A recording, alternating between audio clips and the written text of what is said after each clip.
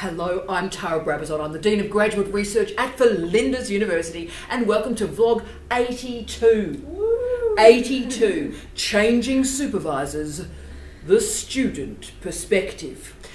Now, a lot goes wrong in the doctoral education space. Bad stuff does happen, but it doesn't get sadder, except I think when a PhD student and a supervisor separates.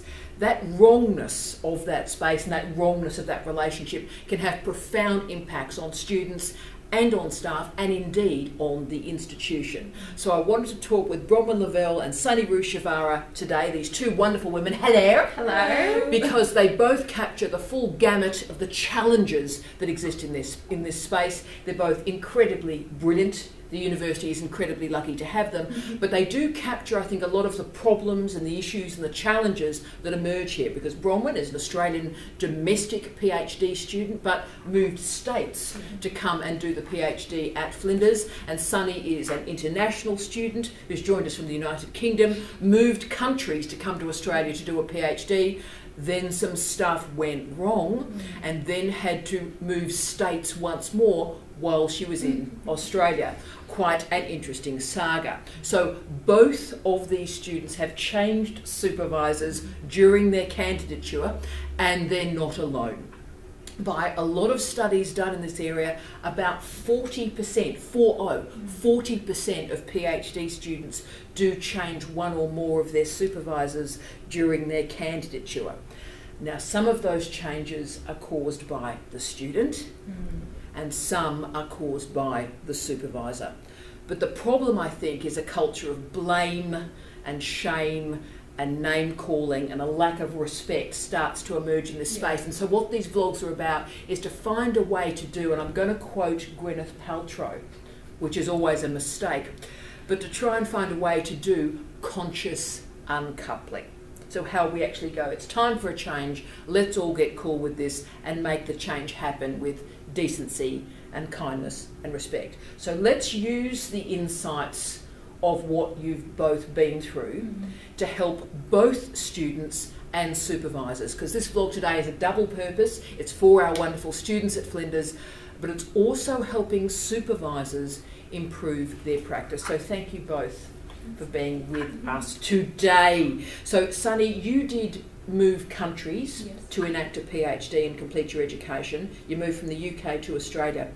Is there something that international students could and should do before they arrive in a new country? How and should they engage with their supervisors, do you think, to check what's going on? I think I was just unaware of the relationship that you have with the PhD supervisor, because although I'd done honours and a master's, you're in a class with other people, so you don't really get to know them one-on-one. It's sort of when you do your coursework or when you see them for your thesis, that's when you see them. But I think if I had actually contacted the uni and asked for my supervisor's details, that would have aided me in sort of better understanding, you know, that and having a supervisor relationship prior to my start date.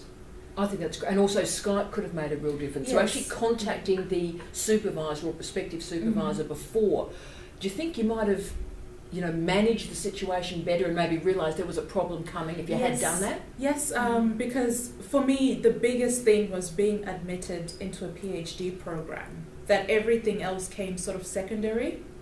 And I thought, you know, I had no experience of what a PhD was like. I did not know that it would be me and my supervisor and that's it. I thought there would be an induction maybe, where I meet other students, we're in a room, I meet my supervisor that way, and that's not how it panned out in reality. So I guess I should have been more proactive in establishing those links rather than just being satisfied with attaining a PhD position. Because of course you only do one in your life, you get terribly excited that you've got an entry into a program. And also, Sunny, that's maybe an important point for international students too.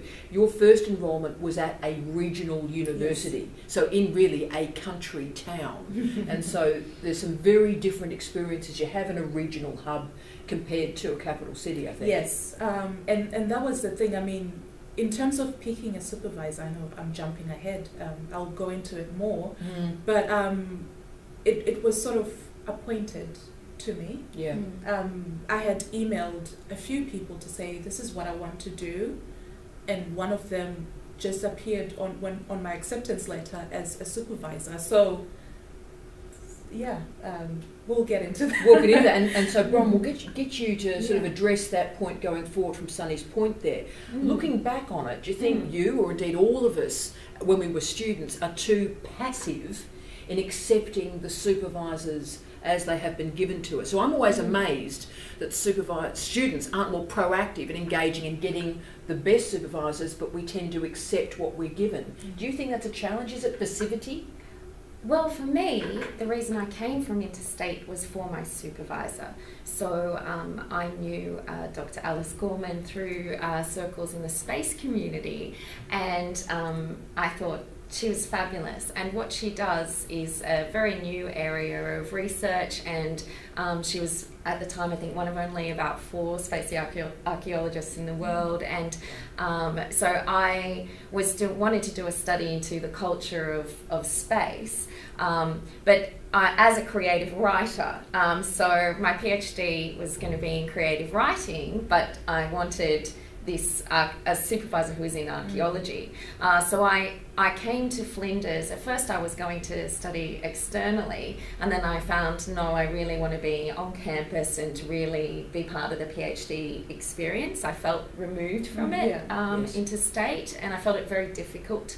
But it was my supervisor which recommended a supervisor in creative writing. I did actually meet with him, and it went really well, and I thought that this would be a good team, and then I decided to go ahead with the application.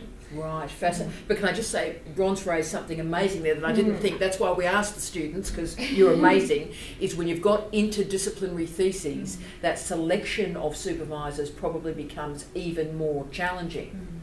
Absolutely. There may, in terms of being passive, there also may not be someone for you in my situation. And again, I might be jumping ahead, but I had a supervisor leave the university, and that was my creative writing supervisor, and I was enrolled in a creative writing PhD, and then all I had was my supervisor in archaeology, who had a different approach to when it came time for me to do my research proposal. So I passed the presentation, but my report actually failed because it wasn't what creative writing expected. It wasn't in an essay format. I had done it differently, and until that point, the university had told me there was no room for me in creative writing. There was no other supervisor who could take me on, so I had only the one supervisor for a while. Well, you've really raised there the interdisciplinary challenge. I hadn't even thought of that, and that's a nightmare. It's a nightmare in terms of moving it through a confirmation of candidature. Yes. And so we really need to be thinking about a functional interdisciplinary team. Oh, wow, you've had that's going to change a lot of what we do at this university from what you've just said there, so very powerful. But Sunny, looking back at your former university experience, do you think you were passive? Is that a word you would use? I think I was ill-prepared. Because it is quite a big jump from masters to do a PhD. I mean, it's a big jump from moving from London to Bathurst. That's a big jump too. But I would say I was proactive in the things I could not do. There were some challenges as well with communication and communicating with said appointed supervisor. Because when I finally arrived in Australia a month before commencement, I thought I would reach out to the supervisor, but it being summer, a lot of people are away, don't check their uni emails, and then upon commencement, on the day I was supposed to start, I was told he was off to work in a European country, so he wouldn't be my supervisor after all. So I guess I sort of panicked, and I had 2 people approach me and say, we'll supervise you, out of the blue. So in not knowing the Australian system, in not having the confidence to check out these people because they held quite high positions within the department, I sort of said yes. And being new to Australia being new to regional New South Wales, it was just sort of, all happening at once, and I just wanted to get off to a good start and just roll with it. And I think you've also captured something else really important there, Sunny, that PhD students need to remember that they're very, very precious, and in certain institutions, probably nay, all institutions, supervisors need you. They need you for their CVs, because your presence enables either their publishing or their career or their articles or the PhD completion. I wouldn't hire anybody that doesn't have PhD completion. So when supervisors step away, it's not surprising other supervisors go, swoop in. And this is the knowledge I did not have. I had known academics, but I'd never known anyone to undertake a PhD in Australia. So for me, those were some of the maybe alarm bells that should have been going off, but did not, because I thought, oh, great, I'm not alone. I've got these two people, leaping to take the chance to supervise me. I had the opposite experience. Were you left on the shelf, darling? Yes. After my creative writing supervisor left the university, I was not passive. I actually emailed other people in the department that I thought had some relevance with my studies, my research topic, and I was told there was no room at the inn. There was no room in creative writing. They'd already taken on some extra students. I had people writing back saying, sorry, I already have 10 students, and there was nobody who would take me in creative writing. So I found myself for about nearly a year, I would say a year of my PhD candidature in creative writing with no creative writing supervisor. Oh wow.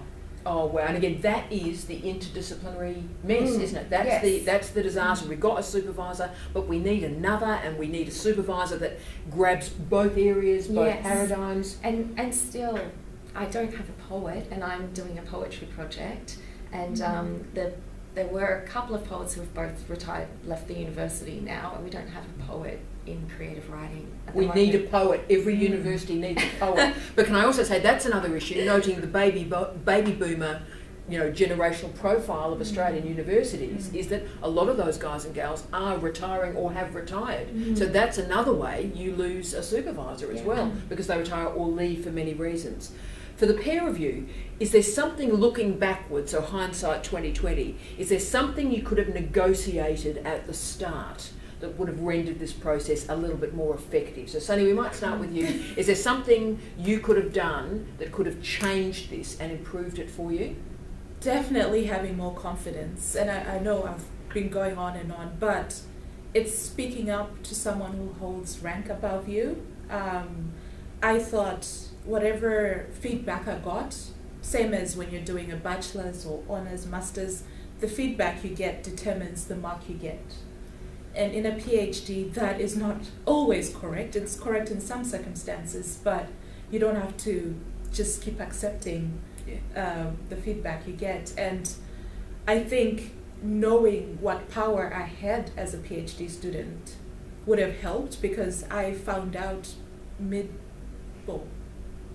halfway through my second year of uni that, I'm not just, a sheep and, waiting for my shepherds, to carry me around. And you're right, it's about empowering the student. Yeah. I hope my career has been based on empowering students, because you need to know the power that you hold. You are the future of higher education, you are the future of our universities, you are the future of knowledge, and therefore deserve respect. But from your perspective, and it's a very different case, which is why we've picked these two wonderful students, is there anything you could have renegotiated or negotiated at the start that would have made a difference? I'm not sure that there was, to be honest, because I had met both supervisors and it looked like it was going to be a great team, and life happens, and personal circumstances of my supervisor meant that then he wasn't available, and then eventually also left the university. And And that wasn't something that I could predict. Very well said, and therefore it's about then the institution coming in and providing a framework around you to support you through that, because you know, people get sick and people leave an institution, people go to different jobs all the time, and a 3-year PhD, that's a long time. Yeah. And a lot of people come and go in an institution during that time. So it's interesting you say there's probably nothing you could have done at the start. For Sunny, there was. Now, Bron, we just want to talk about your rare field, because there's lots of rare fields that exist in higher education, from the hard sciences right the way through to the high humanities. But when you are working in a rare field and a rare genre of research, does it make it more challenging to select supervisors? And what advice would you offer to people in sort of interesting, quirky, small areas of scholarship? Yeah, it is difficult, and so I'm doing science fiction verse poetry, so it's very specific, as well as looking at women in space in real life and in fiction. Yeah, so it's quite niche, and I'm extremely passionate about my subject, and I think when you are looking at one little area, your supervisors necessarily, they're going to know a certain area, but they're not going to know that focus that you're looking at. So you do have to find your own way, and there will not always be supervisors for you. So in my team at the moment, I have a Jane Austen scholar. Which everybody needs in their life. Who was somebody at a point where there was only my archaeology supervisor and nobody across creative writing. This is someone from English who had just done her supervisor training and was actually interested in my project. And huge. And I got the advice that, and I think it was very good advice, that you need someone who knows research, and I don't know research, I'm here to learn that as a PhD student. And so sometimes they may not necessarily have to be in your field to be able to offer you some of the expertise that you need. I think that's a really important point, and there's particularly in interdisciplinary areas, but you know, knowledge is a big thing, and there's so many different types of compatibility that you require: intellectual, genre-based, disciplinary, theoretical-based methodology. Sunny, have you got a vibe on this? Yes, just going back to what Bronwyn said, in terms of supervisors and the knowledge they bring to the table, that is something I took for granted. I did not question it. However, when I realized, you know, 2.5 years in, that these people did not have the expertise I needed, and they were leading me down a track that they were comfortable with, but it was not my PhD. And I went along with it thinking, they know everything, therefore I have to follow this because I cannot challenge them. And the consequences of that, and Sunny, you might want to extend on this, but one of the consequences of Sunny doing that is she wrote 30,000 words in her PhD that never saw the light of day. Yes. Okay, 30,000 wasted words.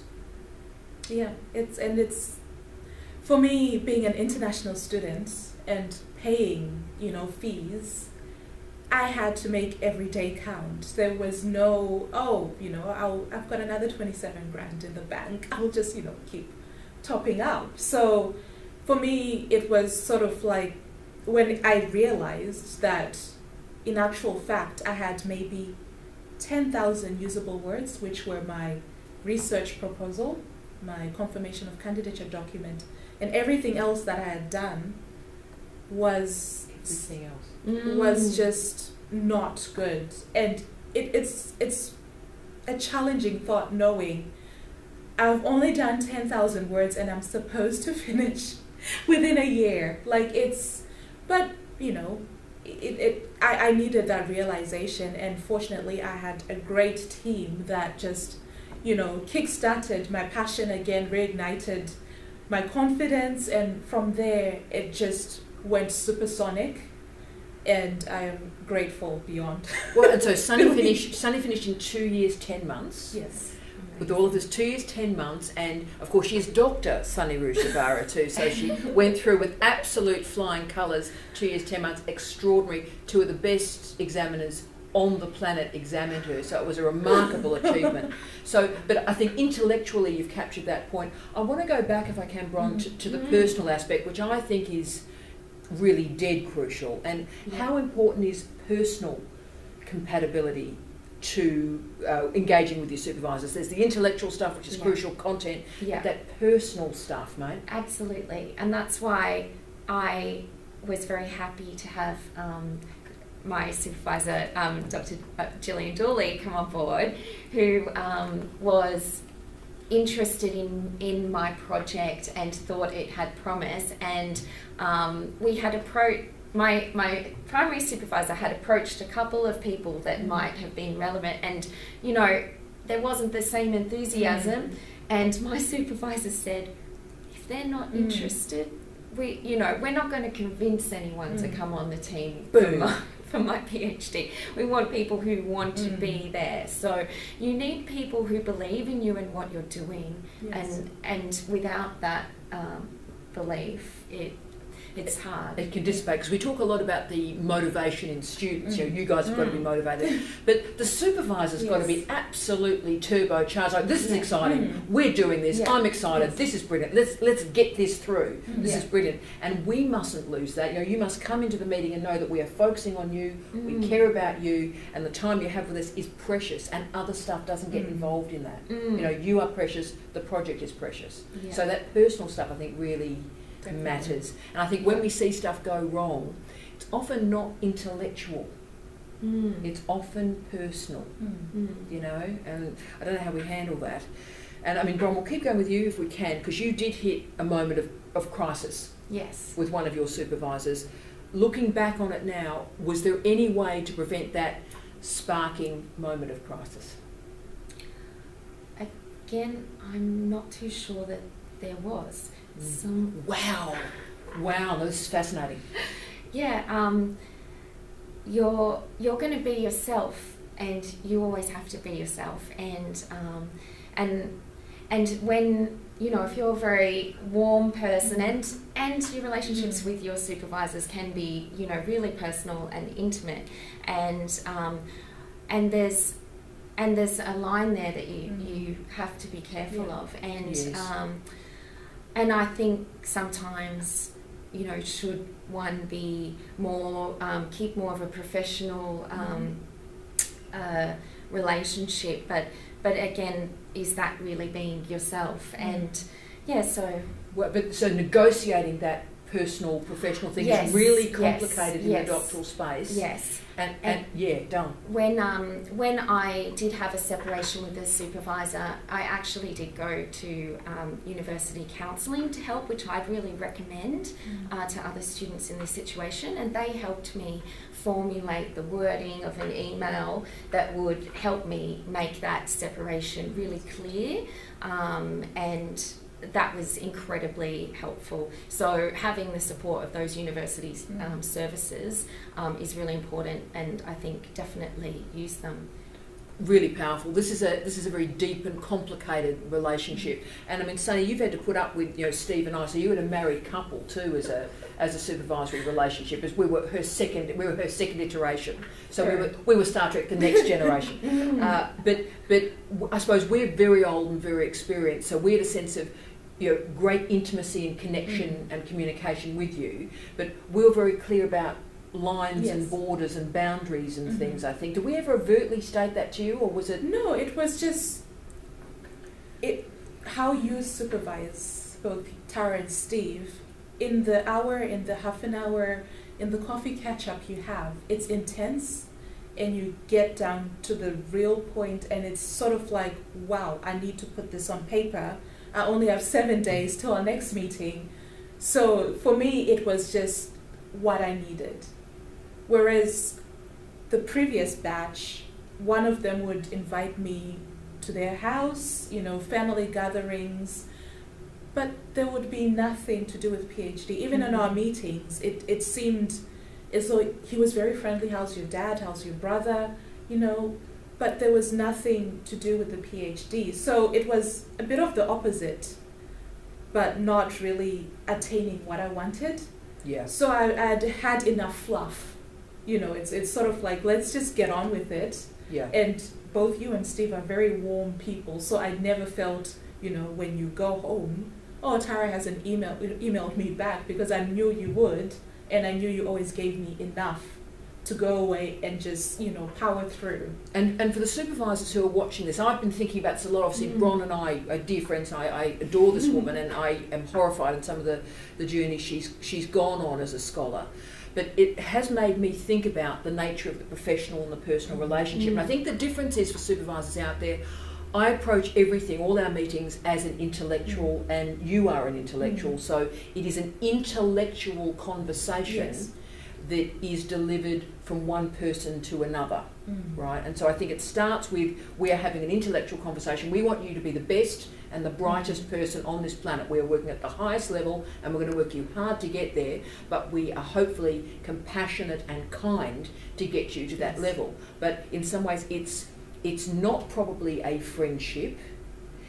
Friendship is there, but I think it starts as, you are a colleague and a great scholar and someone we care deeply about. It's almost deeper than a friendship, because you can be mates with somebody. But our relationship with you is close, and we'd do anything for you. It's a respectful, decent relationship to get you to the next stage of your career. Is that sort of... I think that's more beneficial than, you know, having a text buddy. I mean, it's... because you still need that critique, and you still need someone to check you should things go wrong. And to quote Real House of Atlanta, who's going to check me, boo, if my supervisor is texting me and, you know, we're going out drinking and partying together. So, you know, you have to realize, yes, you're human. Yes, you know, they care about your well-being. If you're stressed, if you're run down, they care. But, you know, ultimately you're here to do a PhD, and they're the team you've selected to help you achieve that. So I think, you know, let's not beat about the bush. It's a continuum, but there has to be a balance. Yeah, and so, for example, we don't have students around to our house.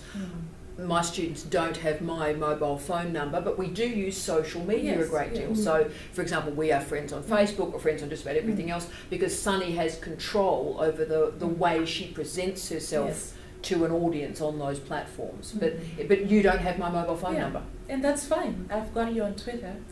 Same thing. And I don't have your mobile phone number, because you know, we're not doing a drug deal. We're a supervisor and a student. Yes, and that's fine. I have no qualms about that. But I've seen relationships, obviously, people get taken advantage of, and some people end up feeling like, oh, I thought we were friends. Why are you being so harsh in your feedback? And, you know, then, you know, the whole point is lost. And there are some meetings where we've had to be very, very hard on students, and, you know, it's because it's more than friendship, because it's a care. But I wouldn't have had this thought in my head without all the conversations we've had. So, you know, your provocation to think about what is this relationship, I think, is really important. Yeah, I think you're right.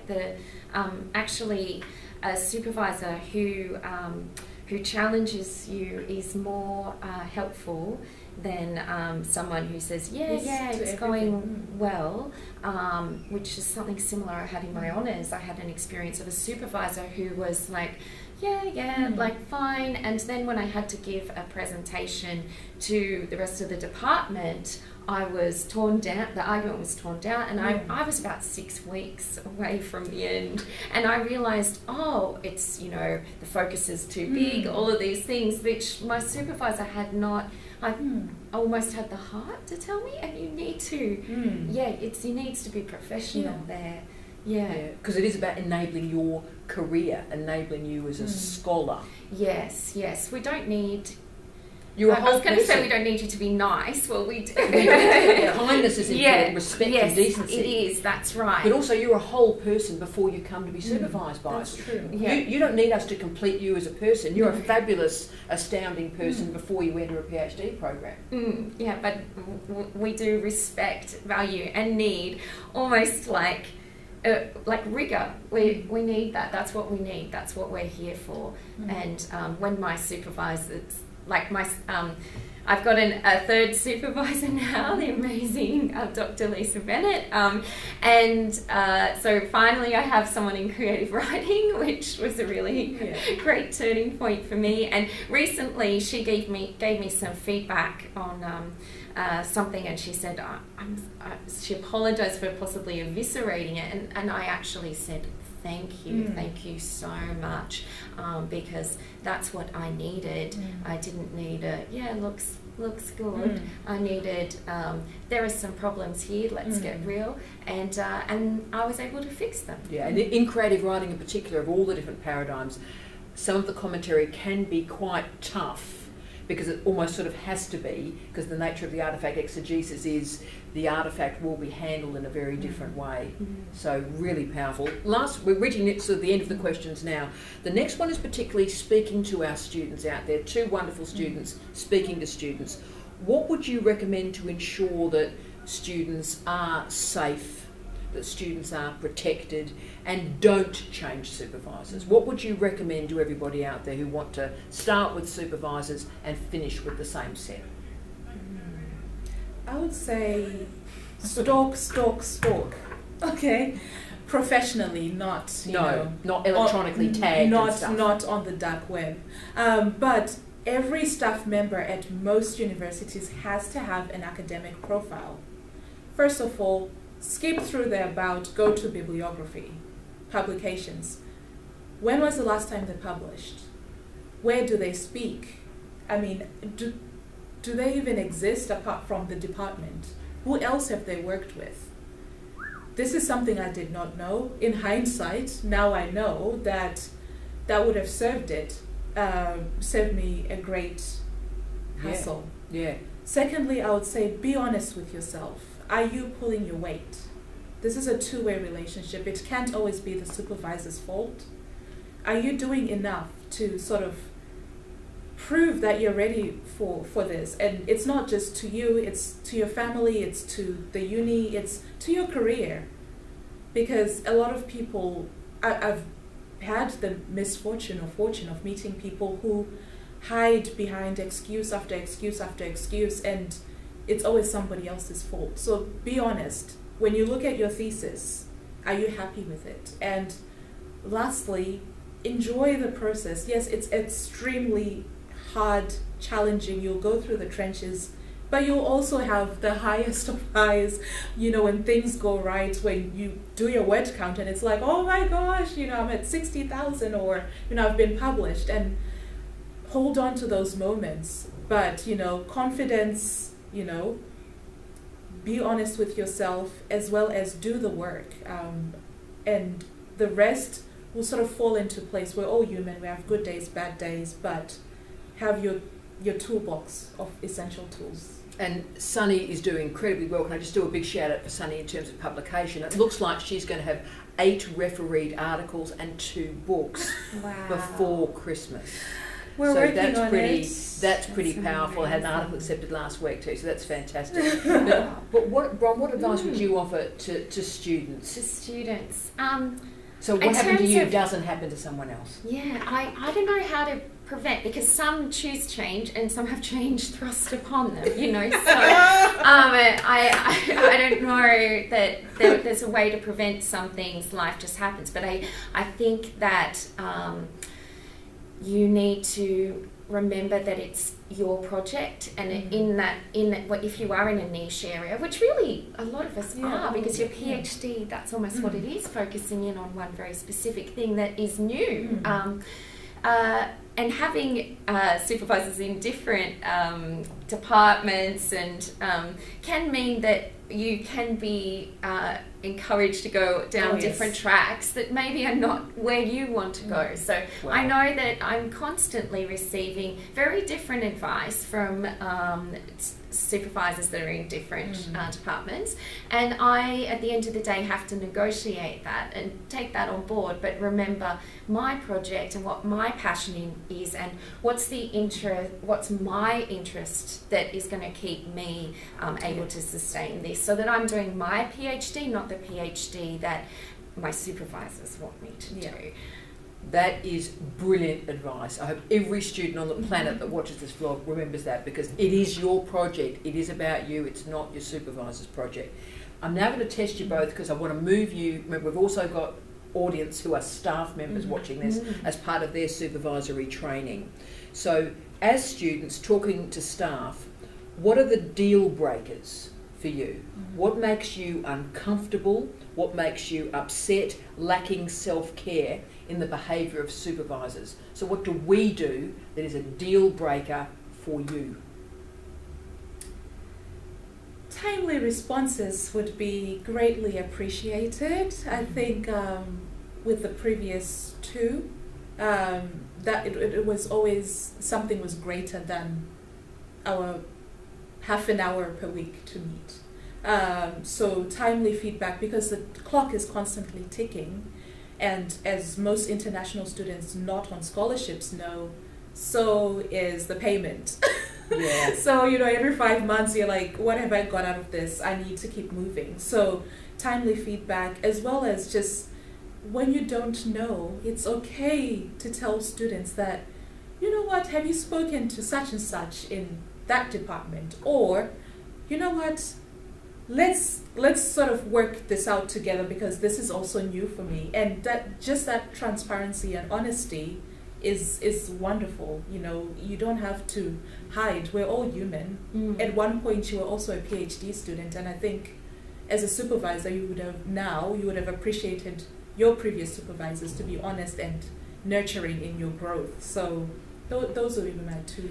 That's things. great. I've often described that, I think I did in the last vlog, that it's important supervisors are not brittle, that we actually respond, and if you offer us advice, we actually take that advice as well. So for supervisors out there, if this is an area of expertise, we actually talk about that area of expertise, and if Sunny or one of these interdisciplinary scholars move us over here, say, look, I have this area of expertise, think about these 3 or 4 names, but that's not really my strength. So maybe we'll talk to somebody else to help you on that component, but don't over-egg the omelette. Oh yes, and it's quite easy to do. I mean, we all have egos, but who's going to check you if you don't check yourself? That's shade. We were talking about shade before the vlog commenced. Yeah. Right, to our staff. I think what you said, honesty, is really important, and we all work in different ways, and I actually really appreciated, so in terms of timely responses, sending out something and possibly not getting feedback, and then one of my supervisors actually said to me, why don't we meet up and we'll go through your writing together, because that's how she works better that way, and she knows she's going to look at it and she can talk to me and do it with me there, rather than it going to the email inbox and just keep getting shifted to the bottom of the list. So that supervisor talking to me about how she would function better, how it would work better for her, really helped me, and then I don't feel like I'm sending things which aren't being read. So that honesty is really important, and working to your supervisor's strengths. And I think one thing I'd really appreciate is I turn off my phone when I come to a meeting. I would love it if my supervisors did the same for me, because of an interrupted meeting, also just a meeting that's just a chat, can be very frustrating as well. But I think that we have also a role to play to manage up in that respect, and to have an agenda and to make sure that that gets worked through for the meeting. But yes, I think just I don't have much time with my supervisors. They're very busy people, and I would really like that time to be uninterrupted. I wrote a book a few years ago called Digital Dieting, and that's one of my rules for supervision, is that if you're having an analogue meeting, so someone is actually with you, or digital on Skype, so hi to Anne and all our and Mark and our wonderful Skype-based PhD students, but that meeting is the priority. So for half an hour, the phone is in the bag. We're not. I turn my phone on my desk down and off, the mobile phone, and if someone's with you, they've got 100% of your attention, and then they leave and you can do something else. But don't have 57 things going on. Absolutely. I mean, and the computer pinging away, new emails coming in as well, all of those things. I'm getting agitated as you're saying this. So turn everything down, analog focus. Yeah, that would be greatly appreciated. She's good, isn't she? Last question. So you both did change supervisors, and your stories do have, I think, happy endings, which is fantastic. We love a good happy ending. But how soon after you made the change did you realise you'd done the right thing? Can I start with you, Rob? Yes. I actually felt immediately. It took me a long time to get the new supervisors, so there was a time of despair and feeling lost. But when I had my team, so I mentioned earlier how I'd actually had to resubmit the written component of my proposal because it wasn't set up how creative writing would expect. But they realised she has no creative writing supervisor, she wouldn't have known that.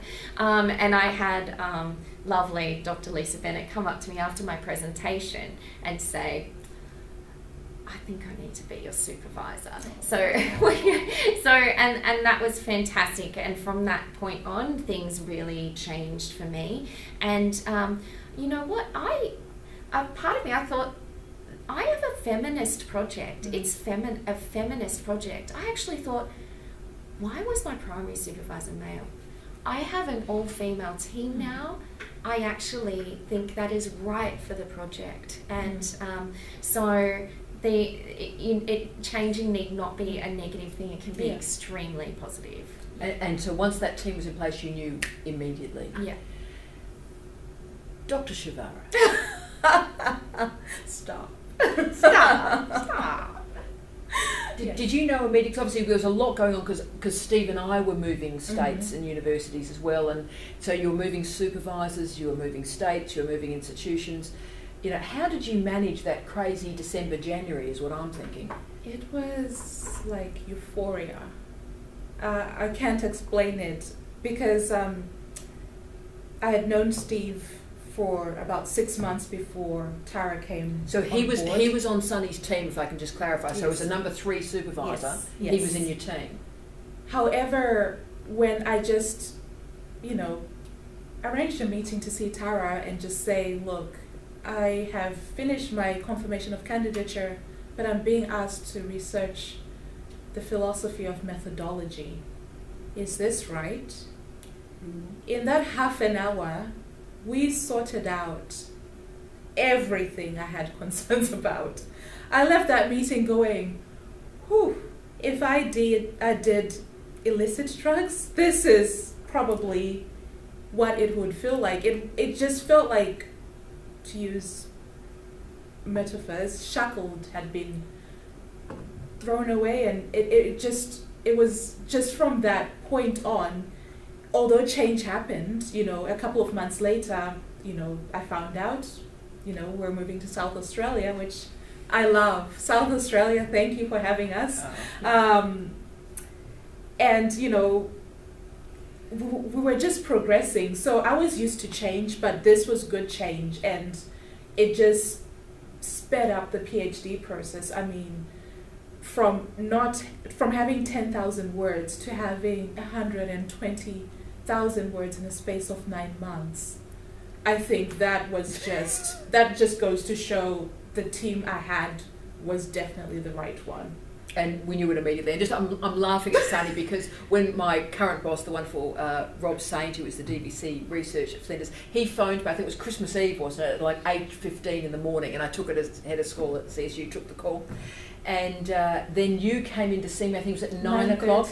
Was it 9? So before anybody else knew, so before Steve actually knew, so Rob offered me the job, and then the first person I told was Sunny. I said, well, and I remember saying, it's Christmas Eve, what are we going to do now? I was just like, we're going. There was no sort of, where is Flinders? I was just like, yeah, I'm ready, let's go. And it's been a great move, and she's had an incredibly successful candidature and a great career that'll come from it. Right, now you can see why I invited these two great women, because they embody, the best of what Flinders does, clearly. They embody very interesting disciplinary perspectives, but also they're very strong, resilient people that have reflected on the bad stuff that has happened and how to render it good and positive. And I think you'll help students and supervisors reflect on their own approaches to change and enrolment. So I want to thank you both on behalf of the university for all that you do. You are brilliant, successful and really inspirational people. So thank you for that, and I wish you all love, light, and peace. We're out. We're out. Did you just do something weird? What did you do? Peace sign. My name does mean peace. Does it? Oh, be careful. It was peace out. I think edit. You did it the wrong way. Yes. Welcome to our relationship. Thank you. Oh, hey, baby. Well done. Yay. You're